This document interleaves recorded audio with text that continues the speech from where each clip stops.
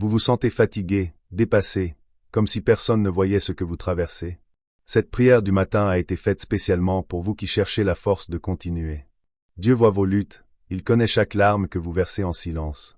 Même lorsque tout semble immobile, il travaille dans les coulisses de votre vie. Dans cette vidéo, nous prierons ensemble, ferons des promesses et nous nous souviendrons que vous n'êtes jamais seul. Jésus est votre force dans les jours difficiles, votre refuge dans la tempête et votre espoir lorsque tout semble perdu. Livre ouvert des versets puissants, des mots d'encouragement et une prière dite avec foi pour transformer votre matinée. Étincelle, n'oubliez pas de commenter. Amen, si cette prière a touché votre cœur. Partagez ce message avec quelqu'un qui en a besoin aujourd'hui. Jésus est avec toi. Toujours. Quand l'âme est fatiguée et que personne ne voit. Avant même que la prière ne commence, le narrateur parle directement au cœur de ceux qui sont fatigués, le genre de fatigue qui n'est pas seulement physique, mais de l'âme. Il s'adresse à vous qui vous accrochez fermement, essayant d'être fort alors que le monde semble s'effondrer. Peut-être avez-vous pleuré dans le silence de votre chambre, masquant la douleur avec des sourires. Peut-être que personne ne se rend compte du poids que vous portez, mais la vérité est que vous n'êtes pas seul dans cette lutte. Cette introduction est comme un câlin, reconnaissant que oui, il y a des jours difficiles, et qu'il est normal de ne pas aller bien. Nous sommes tous confrontés à des jours sombres. Le message aborde quelque chose que nous avons tous vécu, des moments qui nous mettent à l'épreuve. Des situations qui ébranlent nos fondations et nous font nous demander si nous pouvons y faire face. L'auteur n'essaie pas de minimiser la douleur, il nous rappelle qu'être humain signifie traverser le rejet, l'incertitude et une douleur qui fait profondément mal. Il nous invite à reconnaître que même si nous nous sentons invisibles ou méprisés, cela ne nous rend pas moins dignes. Ces sentiments font partie du voyage et ne sont pas des signes de faiblesse. Ce qui change lorsque Jésus entre dans l'histoire. Ici, le retournement commence. Le texte révèle que lorsque Jésus est au centre de nos vies, tout change non pas parce que les problèmes disparaissent, mais parce que nous gagnons une force qui ne vient pas de nous. Les tempêtes continuent, mais maintenant nous avons un abri. La douleur peut survenir, mais elle ne nous détruit plus. Il nous rappelle qu'en Christ nous avons un fondement solide, un refuge sûr. La douleur qui semblait autrefois nous engloutir trouve maintenant une résistance dans un cœur renforcé par la foi. La présence de Jésus ne supprime pas la lutte, mais elle garantit qu'elle ne nous vaincra pas. Quand tout s'effondre, il reste ferme. Imaginez-vous au milieu d'une tempête, vent violent, ciel sombre, sol tremblant. C'est à ça que ressemble la vie parfois. Mais le texte nous conduit à une vérité puissante. Même au milieu du chaos, il y a un fondement qui ne bouge pas. Sur la base de 2 Corinthiens 4, 8-9, il nous est rappelé que nous pouvons être pressés, mais pas écrasés, confus, mais pas désespérés.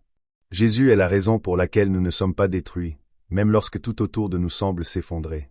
Il est comme un rocher au milieu d'une mer agitée, ferme, constant et sûr. Dieu ne vous perd pas de vue, pas une seconde. Avez-vous déjà eu le sentiment d'être oublié? Comme si personne ne remarquait ce à quoi vous faites face? Car ici le texte apporte un profond réconfort, Dieu n'a jamais cessé de vous voir. Même lorsque le scénario semble confus, lorsque vous ne comprenez pas pourquoi les choses sont comme elles sont, il continue d'être présent, travaillant pour vous, même en silence. L'auteur nous rappelle que Jésus est notre ancre, notre port sûr, même lorsque les vents du doute tentent de nous emporter.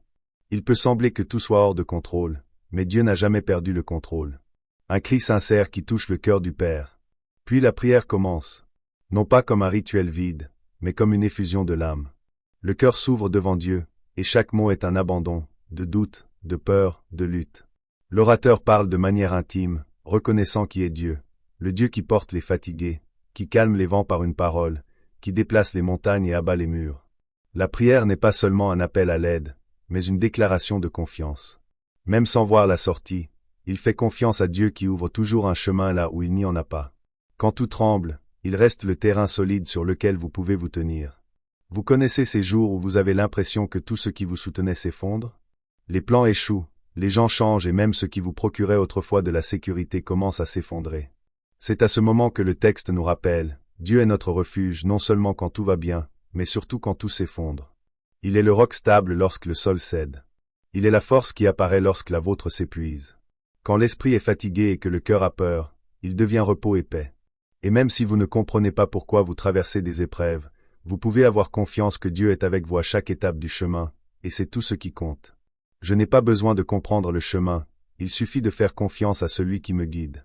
L'orateur continue la prière, et c'est maintenant comme s'il faisait un pas de soumission totale. Il dit fermement, « Je ne fais plus confiance à ma force, ni à ma logique, ni à ma vision limitée. Je choisis de te faire confiance. C'est une livraison complète.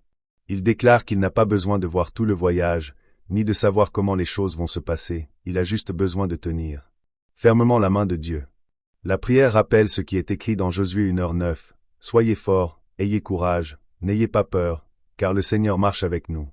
Et quand le doute tente de s'infiltrer, quand l'esprit veut se perdre dans le chaos, l'esprit nous rappelle, Dieu n'est pas l'auteur de la confusion, mais de la paix. Et cette paix envahit le cœur comme une rivière qui déborde. Ici, le ton change pour devenir une puissante déclaration de foi. Le narrateur regarde la douleur, les retards, les portes qui se sont fermées et, au lieu de murmurer, il déclare quelque chose de surprenant. Tout concourt à mon bien. C'est la force de ceux qui se confient en Romains 8h28. Il ne nie pas la souffrance, mais croit qu'il existe un but plus grand cousu par des mains invisibles. Ce qui semblait être une perte peut être une délivrance. Ce qui semblait être un retard pourrait être une préparation. Dieu ne gaspille aucune larme. Et même si cela peut paraître sombre maintenant, l'aube se construit dans les coulisses de la foi. Je loue Dieu non seulement pour ce qu'il fait, mais pour qui il est. La conclusion est un éloge profond et personnel. L'orateur reconnaît, Dieu est tout ce dont nous avons besoin. Quand la santé décline, il est le remède. Quand le danger nous entoure, il est une protection. Quand l'âme est en morceaux, il est la restauration. Il est la lumière au milieu des ténèbres. Mais ce qui est beau ici, c'est que la louange ne concerne pas seulement les miracles, mais aussi qui est Dieu. Il est le même hier, aujourd'hui et pour toujours. Il est fidèle, même lorsque nous sommes inconstants. Il est roi, même lorsque le monde semble hors de contrôle. Et ainsi, avec un cœur rempli de gratitude, le narrateur conclut en disant « Amen ». Et il invite tous ceux qui ont ressenti cette prière dans leur cœur à faire de même, à déclarer avec foi que Dieu continue d'être Dieu, même lorsque la vie essaie de dire le contraire. Peut-être qu'aujourd'hui vous vous êtes réveillé en vous sentant faible, avec l'impression d'être seul au milieu de la tempête. Mais je veux vous rappeler quelque chose de puissant, vous n'êtes pas seul. Dieu voit tout ce à quoi vous faites face, même ces batailles silencieuses que personne d'autre ne peut voir. Il connaît les peurs que vous cachez, les rêves que vous avez peur de raconter et les larmes que vous essuyez dans l'obscurité de votre chambre. Peu importe l'ampleur de la douleur, ni la profondeur de la vallée. Le Seigneur demeure le même, hier, aujourd'hui et pour toujours. Il est fidèle, il est bon et il n'abandonne jamais les siens. Il peut sembler que rien ne change, que le ciel est fermé, que les réponses n'arrivent pas, mais croyez-moi, Dieu travaille en silence. Il prépare quelque chose que vous ne pouvez pas encore voir. Peut-être que ce que vous vivez aujourd'hui n'est que le cadre d'un témoignage qui aura un impact sur des vies. Continuez à marcher, même si vos pas sont fatigués. Continuez à prier, même si votre voix se brise. Parce que chacun de vos cris est entendu dans le ciel, et aucune prière sincère n'est ignorée par Dieu. Que cette prière renforce votre foi, renouvelle votre espoir et vous rappelle que le ciel n'est jamais silencieux lorsque vous priez avec un cœur sincère. Dieu a le contrôle. Il prend soin de chaque détail.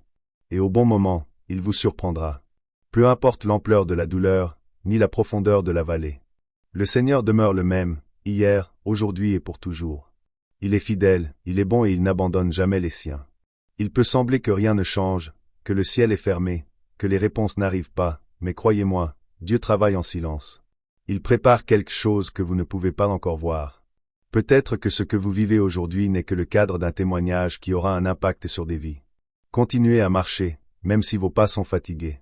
Continuez à prier, même si votre voix se brise. Parce que chacun de vos cris est entendu dans le ciel, et aucune prière sincère n'est ignorée par Dieu. Que cette prière renforce votre foi, renouvelle votre espoir et vous rappelle que le ciel n'est jamais silencieux lorsque vous priez avec un cœur sincère. Dieu a le contrôle. Il prend soin de chaque détail. Et au bon moment, il vous surprendra. Étincelle si cette prière a parlé à votre cœur, écrivez « Amen » dans les commentaires comme un acte de foi. Votre réponse pourrait être le début d'une nouvelle période dans votre vie.